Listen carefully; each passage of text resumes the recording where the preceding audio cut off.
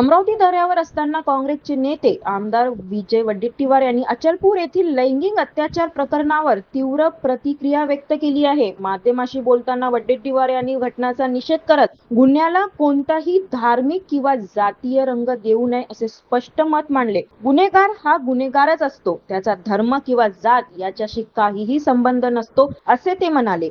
दरम्यान त्यांनी विरोधकावरही निशाणा साधत काही गंभीर आरोप केले। काही लोक मुद्दामून या प्रकरणाला धार्मिक रंग देत असल्याचा आरोप त्यांनी केला। तसेच इतर ठिकाणी घडलेल्या घटनांवर मात्र तेच लोक शांत राहतात अशीही टीका त्यांनी केली। परतवाड्यातील ही घटना अत्यंत दुर्दैवी असून कोणालाही सहन न होणारी आहे असेही त्यांनी नमूद केले।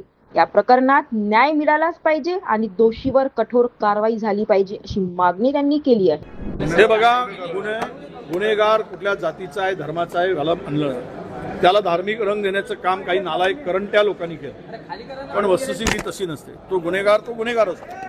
या ठिकाणी परतवाड्याच्या ठिकाणी झालेली घटना ही निश्चितच ही दुर्दैवी घटना, ही कोणी सहन करणारी घटना नाही आहे। परंतु जी मंडळी आज ही घटना घेऊन पुढे येत आहे, त्यावेळेस खरातचं प्रकरण आलं होतं, किंवा आता परवा मोजरीचा तो एक तो प्रचारक आहे विश्व हिंदू परिषदेचा, त्यावर बोलायला तयार नाही। तिथे त्यांची तोंड शिवली जातात, तोंड बंद होतात।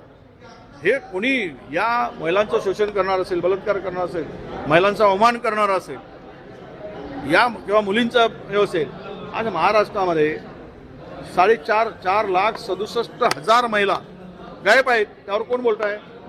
कोणी बोलायला तयार नाही। रोज 4 लहान मुली आणि 3 महिलांवर अत्याचार होताना दिसतोय आम्ही, अल्पवयीन मुलीवर 7 महिला बळी पडतायत रोज। यावर कोण बोलत आहे? पुढे महिला सुरक्षित आहेत?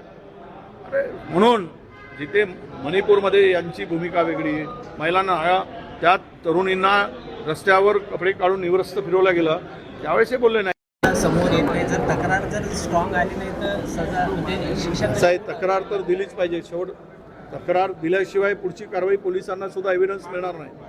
खरातमध्ये हिंमत केली महिलांनी, त्यामुळे ते प्रकरण मोठं झालं आणि कारवाई मोठ्या प्रमाणात झाली।